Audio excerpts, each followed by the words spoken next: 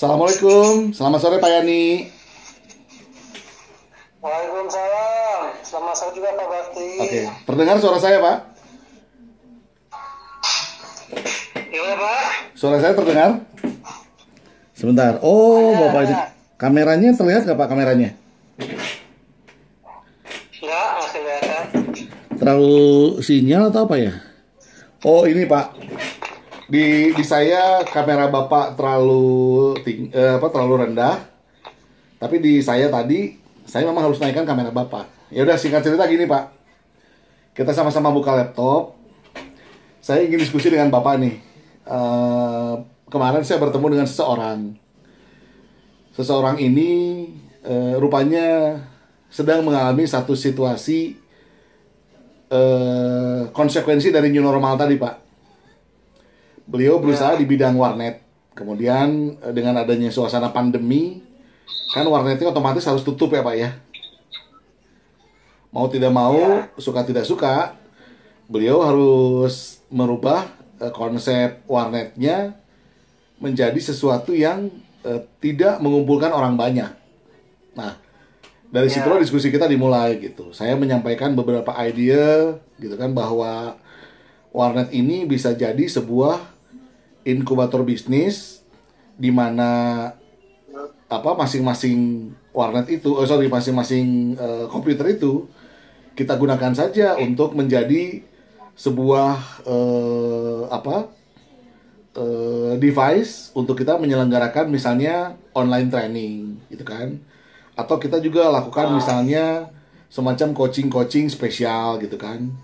Atau juga bisa jadi belajar bareng tentang bagaimana membuat something gitu. Jadi kita rubah konsep dari warnet yang tadinya orang yang berkunjung, sekarang kita jungkir balik. Kita yang justru mengunjungi orang-orang di rumahnya. Bukankah sekarang sudah banyak ada device Zoom dan lain-lain ya Pak ya? Kira-kira begitu. Ya. Ini menurut Bapak nih, apakah situasi new normal ini terjadi juga ke Bapak? Jadi Bapak juga harus menyesuaikan bisnis Bapak atau mengalami juga situasi yang istimewa juga Pak dengan adanya pandemi ini? Oh iya, betul. Sangat. Ayo boleh kita mendengar cerita dari Bapak Pak, apa yang Bapak alami, kemudian Bapak solusinya bagaimana meloloskan dirinya? Ya. Saya dari mulai tempat kerja boleh? Boleh Pak, boleh. Tapi ngomong-ngomong kok wajahnya nggak fokus ke kamera ya Pak, wajahnya Pak? Boleh saya lihat wajahnya, digeser dikit Pak?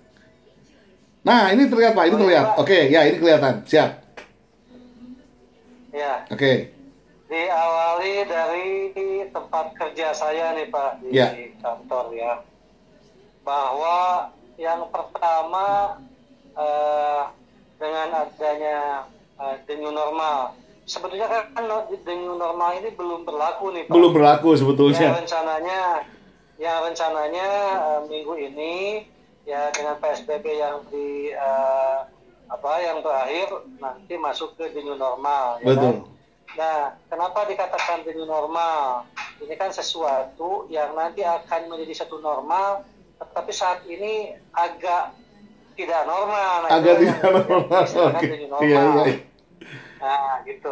Tapi nanti ke depan akan menjadi suatu tradisi atau suatu budaya atau perlu disikapi dengan perilaku yang dari kitanya gitu. Betul. Nah, dari tempat kerja saya itu contoh meeting ya. Meeting saat ini sudah menggunakan yang namanya Zoom, Pak. Oke. Ya kan? Zoom. Ya.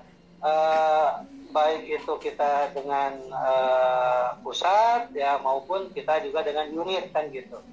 Nah, paling kita di kantor kita diatur ada yang namanya WFO dan WFH. Oke.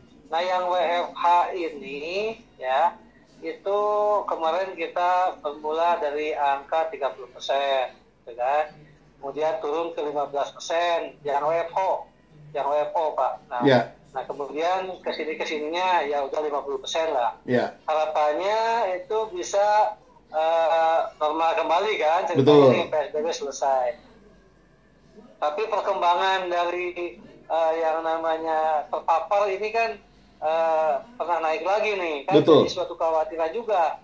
Nah, sejalan dengan sikap pemerintah juga ini juga di tempat di negara yang lain ya, di new normal ini, bahwa ini adalah bagaimana sikap kita mengubah suatu perilaku, ya kan? Dan itu di segala sendi kehidupan, gitu. Nah, tadi disampaikan bahwa untuk pertemuan saja kita udah yang namanya itu udah mulai terbiasa nih kan, Betul. dengan penggunaan apa teknologi ya digital ini. Seperti kita sekarang ya Pak ya? Ya kan?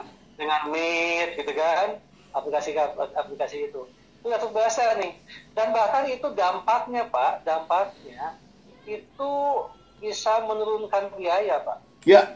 Ya. Yes. Nah, kita pernah diaudit nih. Audit ini kita menggunakan remote audit. Ya. Ceritanya nih, remote audit oleh badan sertifikasi yang terkemuka nih, gitu kan. Biasanya ini turun kan ke lapangan di Jakarta, turun ke unit-unit. Ya bagaimanapun juga itu kan menggunakan yang namanya kos biaya, Betul. SPPD, ya kan, akomodasi, gitu kan. Betul. Nah di situ mengumpulkan orang. Nah ternyata biaya itu bisa ditekan. Jadi dengan sendirinya itu bisa memberikan suatu penurunan dari kos. Yes, mantap. Nah, selanjutnya nih ke depan, ya kan, ke depan ini banyak yang bisa juga nanti kebijakan di tempat kami itu yang usia di atas 45 itu, ya kan, sejalan dengan kebijakan dari pusat tentunya, itu nanti akan lebih banyak di WFH, kan begitu. Nah, tinggal bagaimana nanti monitoring apakah WFH ini efektif atau tidak. Betul. Begitu. Nah, tapi dari beberapa hasil pengamatan, ada perusahaan, saya dengar dari sebuah radio tadi pagi, ada perusahaan yang malah meningkat produktivitasnya nih dengan adanya WFH. Mantap, gitu, mantap. Ya kan? Nah, tentunya dengan sistem yang memang dibangun bagaimana yang WFH itu betul-betul WFH, bukan giliran liburan kan gitu. Yes. WFH kan work from home. Betul. Ya di rumah ya standby. Kalau misalkan dia melakukan WFH berarti dia harus memberikan share lokasi. Contohnya kan. Kemudian kalau dikontak dalam sekian menit, ya itu harus betul-betul fast respon yang namanya WA group paling tidak kan bisa dipakai gitu. Nah, tapi saat kejadian penting Pak harus mengharuskan untuk datang ke kantor yang tidak mungkin dilakukan di WFH, yaitu why not, tetapi menggunakan suatu yang namanya protokol yang tetap dijalankan. Begitu nih Pak, gambarannya nih Pak, itu mantap. Di tempat kerjaan office seperti itu nih Pak. Oke, Pak, untuk penutup bagi sahabat-sahabat kita yang sedang menyimak diskusi kita di edisi kali ini, apa saran atau ide Bapak bagi milenial dalam menghadapi situasi sulit di pandemi ini? Apa yang harus milenial lakukan? Masa kalah sama kita yang kolonial, ya nggak Pak? Nggak mungkin Pak.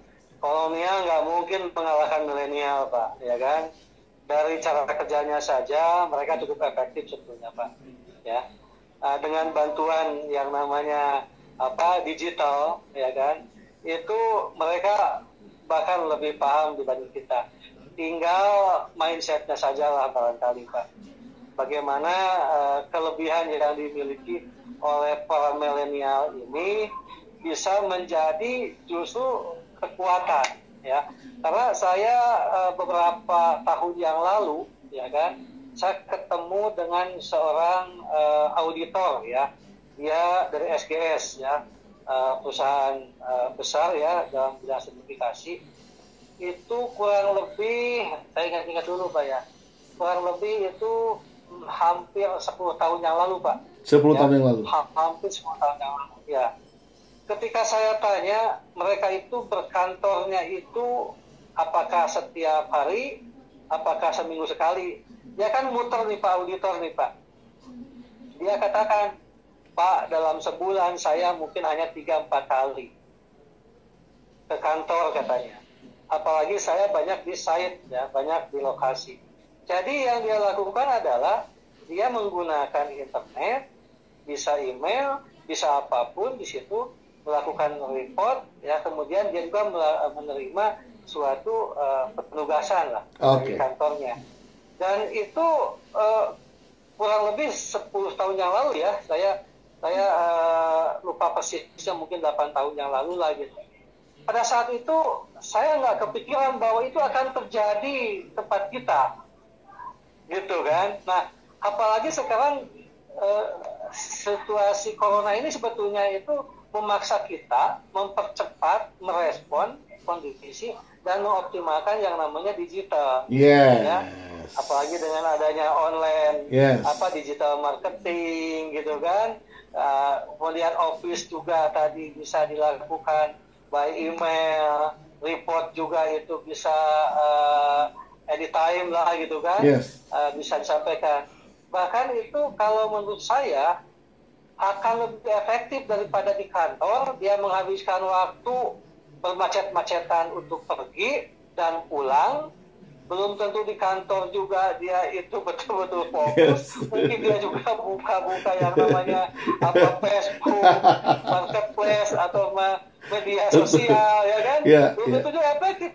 Nah, udah aja meningkat nih gitu, lebih jelas. Mantap. Begitu dari milenial lah, bisa namanya tuh sharing lah gitu ya. Terima kasih nih Pak Yani, sudah sangat jujur untuk berdiskusi di sore hari ini. Pak, ini saatnya Bapak untuk beriklan. Silakan Bapak perkenalkan diri Bapak dengan usaha yang akan Bapak jalankan. Ini waktunya iklan sambil menutup pertemuan ini, Pak. Silakan. Baik, ini waktunya beriklan. Nah, saya sendiri di sini punya produk namanya produk teh racikan, Racikito namanya, ya. Brandnya Racikito. Bahwa Racikito ini saat ini fokus di dalam penjualan retail, ya. Ini mengenai produk yang siap untuk bisa ya menambah variasi dari minuman kekinian tentunya.